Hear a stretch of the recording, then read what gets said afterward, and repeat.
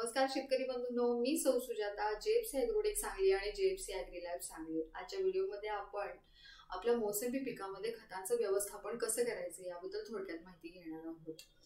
बघायला गेलं तर पूर्ण प्रगत देशामध्ये मोसंबीची उत्पादकता ही 25 टन प्रति हेक्टरी आहे। आपल्या भारत देशामध्ये मोसंबीची उत्पादकता ही 15 टन प्रति हेक्टरी। त्याचबरोबर मराठवाड्यामधून मोसंबीची उत्पादकता ही 8 ते 10 टन ही प्रति हेक्टरी इतकी आहे। अधिकाधिक मोसंबीचं उत्पादन घ्यायचं तर आपल्याला तिथं खतांचं नियोजन योग्य आणि व्यवस्थापन योग्य करणं तिथं महत्त्वाचं आहे।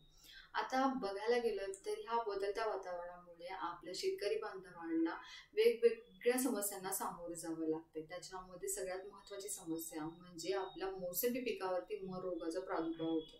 आता ही मर येते कशामुळे, तर त्याच्यासाठी आपण जबाबदार आहोत की आपण तिथं अयोग्य पद्धतीनं बागेचं नियोजन करतो, अयोग्य पद्धतीनं खतांचं व्यवस्थापन करतो, त्याचबरोबर अयोग्य जमिनीची निवड, सेंद्रिय खतांचा अपुरा पुरवठा आणि त्याचबरोबर सूक्ष्म अन्नद्रव्यांची कमतरता न लक्षात घेता आपण जी खतं टाकतो या सगळ्यांचा परिणाम ह्या आपल्या मोसंबी उत्पादनावरती होतोय।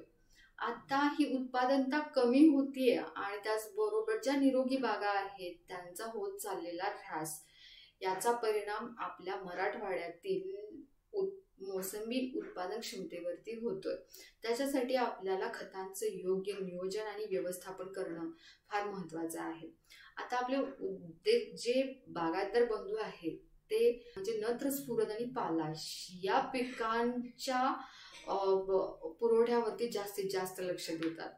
तर ह्याच्यासाठी ते काय करतात की नत्रासाठी युरियाचा वापर करतात, फॉस्फरससाठी सिंगल सुपर फॉस्फेटचा वापर करतात, त्याचबरोबर पोटॅशच्या उपलब्धतेसाठी ते म्युरेट ऑफ पोटॅशचा वापर करतात। पण याच्याबरोबर ही आपल्या पिकाला सूक्ष्म अन्नद्रव्यांची गरज आहे हे लक्षात घेणं गरजेचं आहे। त्याच्यासाठी सेंद्रिय खताचा तुम्ही वापर केला पाहिजे।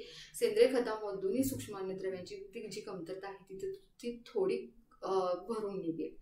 आता याच्यामध्ये जे सेंद्रिय खत आपण देणार आहे त्याच्यामध्ये आपल्याकडचं जे पशुधन आहे ते हळूहळू कमी होते। त्याच्यामुळं शेणखत जे पूर्वी जसं मिळायचं तसं आता मिळत नाही, त्याचा पुरवठा कमी झालेला आहे। शेणखत असू दे, गांडूळ खत असू दे, कंपोस्ट खत असू दे, याचा पुरवठा तिथे योग्य रीतीनं आपल्या पिकाला होणं तिथं गरजेचं आहे।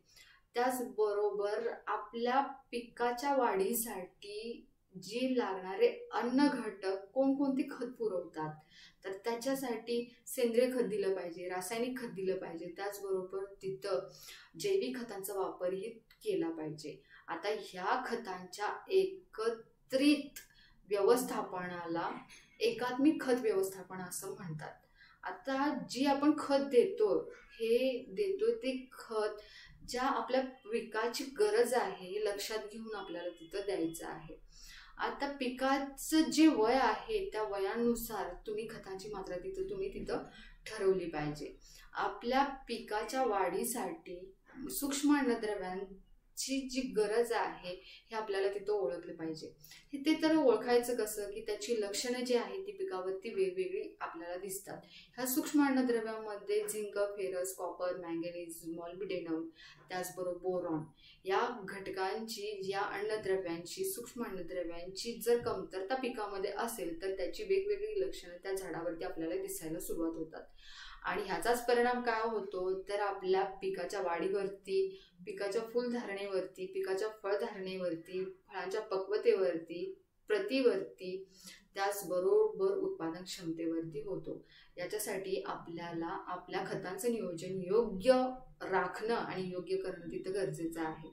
आता NPKचा जो डोस तुम्ही देणार आहे तो वर्षातून तुम्हाला 2 वेळा द्यायचा आहे। तो जानेवारीमध्ये आणि जूनमध्ये असं तुम्हाला ते शेड्यूल तुम्हाला तिथं ठरवायचं आहे। जर मायक्रोन्यूट्रिएंटची कमतरता असेल तर आपलं जे झाड आहे ते वेगवेगळ्या रोगांना तिथं सामोरं जातं, वेगवेगळ्या रोगांना ते बळी पडतं। म्हणजेच आपलं जे झाड आहे ते डायबॅक रोगाला तिथं बळी पडते। आता ही मायक्रोन्यूट्रिएंटची जी कमतरता आहे ही आपण ओळखायची कशी, तर त्याच्यासाठी आपल्याला आपल्या मातीचं परीक्षण करणं हे फार महत्त्वाचं आहे. ह्या परीक्षणामध्ये जे सूक्ष्म अन्नद्रव्य आहेत जे पिकासाठी आवश्यक आहेत त्यामध्ये झिंक, फेरस, कॉपर, मॅंगनीज याची जी कमतरता आहे ही आपल्याला त्या रिपोर्ट्समधून समजेल. त्यामुळे जमिनीत किती उपलब्ध आहेत आणि आपल्याला भरून किती द्यावी लागणार आहेत हे आपल्या लक्षात येईल.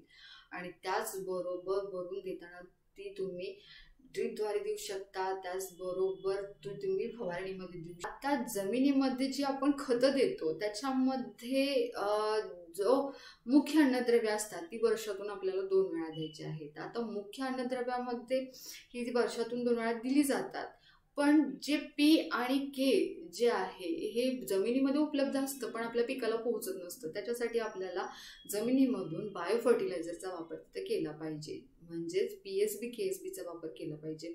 त्याच्यामुळं आपल्या जमिनीमधून जे इनसोल्युबल फॉर्ममधून जे पोटॅश आणि स्फुरद आहे हे जीवाणू सोल्युबल फॉर्ममध्ये करतात आणि ते पिकाला पुरवतात. त्यामुळं आपल्या जमिनीमधून ते इझिली अवेलेबल पिकासाठी होऊ शकतं आणि पीक शोषून घेतं. आणि या पद्धतीनं जर आपल्या खतांचं नियोजन आपण केलं तर नक्कीच आपल्या मोसंबी पिकामध्ये उत्पादन वाढायला नक्कीच मदत होईल. हा जर व्हिडिओ तुम्हाला आवडला असेल तर नक्की लाईक, शेअर आणि कमेंट करा.